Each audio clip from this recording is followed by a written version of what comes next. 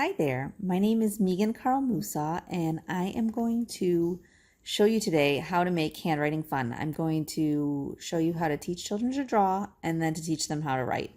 I apologize for if this video is a little shaky. I tried recording it on my laptop and my webcam and volume are broken. So I think it's time for a new laptop. But anyway,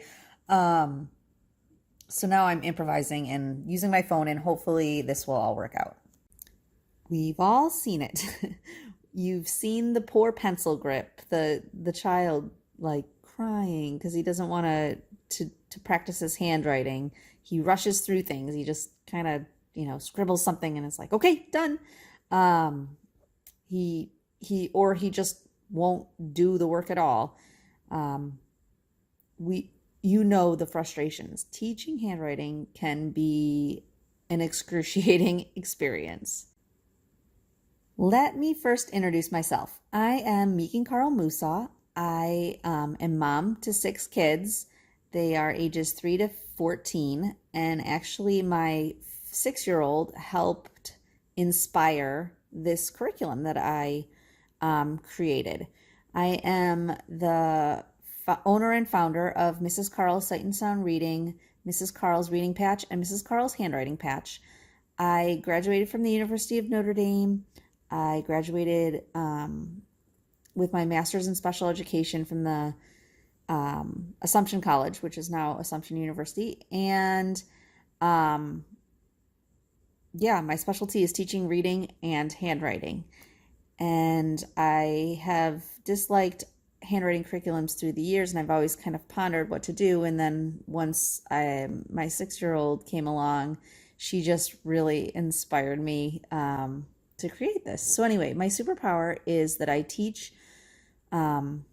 help you build confidence in little learners, but regardless of ability, and I will help you make handwriting and reading fun. So again, I'm a special education teacher, so I really like to highlight that I love helping people with different abilities. All right, so first we're going to start by working on fine motor skills. Children these days are really good at swiping a tablet or a phone. They swipe up, they swipe down, but they're not actually holding anything. And so they need help learning how with their fine motor skills. Children need help with fine motor skills. They need that help like picking up small objects. And the only way that they're going to get that help is to practice, practice, practice. Repetition and practice, practice, practice helps build that muscle memory. So the only way you're going to learn to do something well is to just keep practicing doing it. And so luckily there's a lot of fun things that you can do to practice fine motors. Okay, so here is a list of fine motor skills that you can practice. There's, playing with Play-Doh. That's going to help really, build those thumb and finger muscles. Practicing scissor skills. And I have a link there that when you get the presentation, you can click on that, and that'll help you learn how to hold a pencil correctly. Buttoning clothing, zippers, snaps, building with Legos, popping bubble wrap. My kids love doing that. Using an eyedropper to transfer liquids. Playing video games even is great fine motor practice.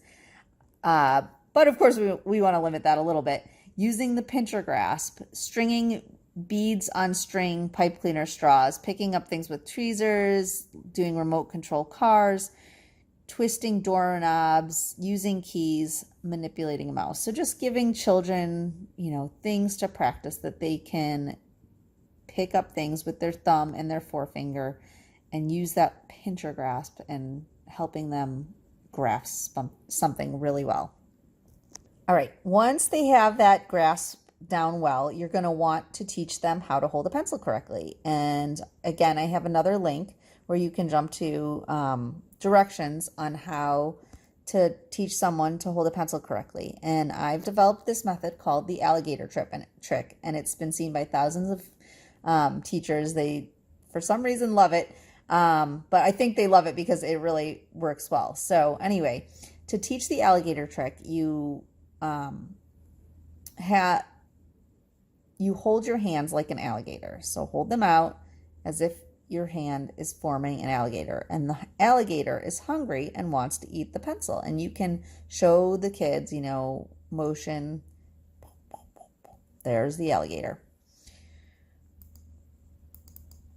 Then put the pencil in the alligator's mouth. Except when he bites the pencil, he grasps down on it and he hates the taste of it.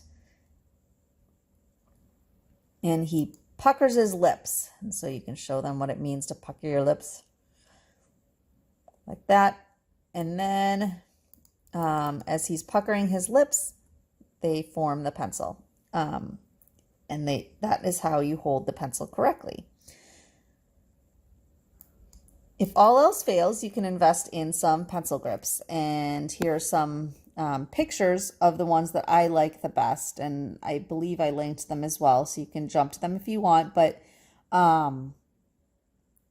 really, it's a lot of testing which pencil grip works best. But honestly, you want to be careful. You don't just want ones that are helping them ergonomically hold the pencil well so that their fingers don't hurt. You want something that's actually showing them how to hold the pencil correctly. And so these two pencil grips are the ones that I recommend and have worked best for me, and I've used them with hundreds of kids. And so like I would just say, get one of each or something, and then you can try them out. All right. So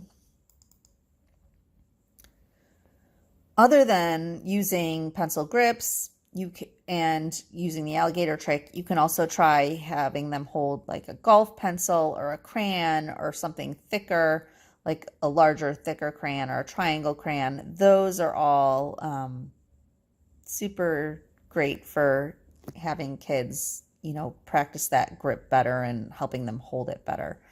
And of course, I'm going to say always make handwriting fun. So always have them in a crayon or a marker or highlighter or something so that they feel like it's not just like your average everyday pencil. They're going to like love handwriting that much more when they have fun things to use when doing it. All right. Now the fun stuff, teaching handwriting. Do you know what this character means? Have you ever seen it? Can you read it? If you don't know what it means, how are you going to teach a child how to draw that character? Well, the same can be true. By the way, this character means handwriting in Chinese. But if you had the letter A, a child doesn't necessarily know that that's the letter A. So them looking at it is like them trying to read Chinese for us, or Greek, or whatever else. And so when you're trying to teach them to draw the letter A, you need to give them specific names of strokes to help them understand what you're asking them to do. Because, if you say draw this, they're going to start at the bottom, they're going to start in the middle, they're not going to know where to start. And so if you have specific strokes that they understand what those strokes are, and they understand how to draw those strokes, then they're going to more easily understand where to start those strokes and how to draw that crazy picture of the letter A that we're asking them to draw. So for instance, if I say draw a blade of grass, and I teach them how to draw a blade of grass by always starting at the top and drawing down, that is going to they're going to have that pre-programmed in their mind that a blade of grass starts at the top and draws down, and they're going to always know to start at the top and draw down. And they understand what a blade of grass is. They understand that it's a line down. It's not just some crazy like language or anything that you're teaching them. So, by comparing the Chinese handwriting or Chinese characters to our characters, we learn that handwriting is an art form, and you have to embrace that creativity when you're teaching it. Okay, so the first thing you need to do is to teach strokes that children understand. So like I said before, if you're teaching them a blade of grass, they understand what a blade of grass is. And you can actually show them what a piece of grass is too. Show them pictures of it. And so, or obviously go outside.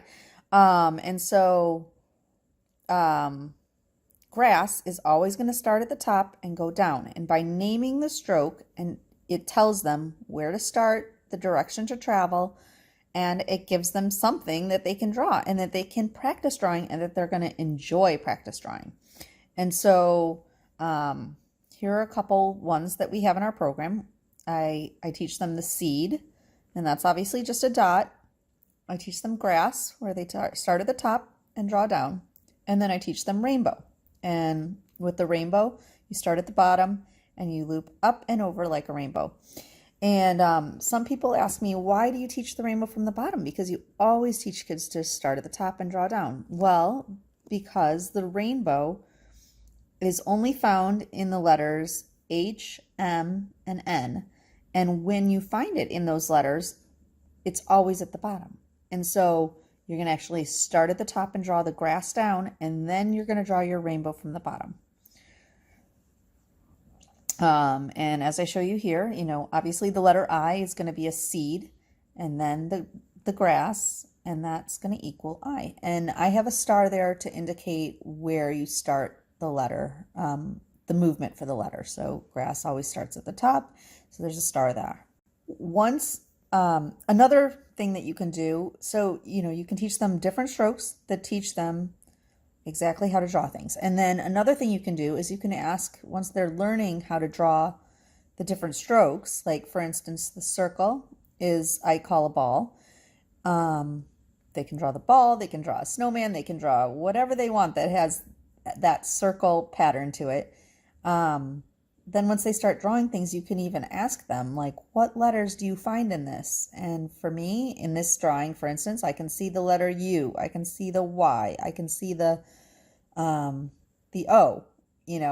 and so all of a sudden when they start seeing things, their own drawings and whatever else, they start, or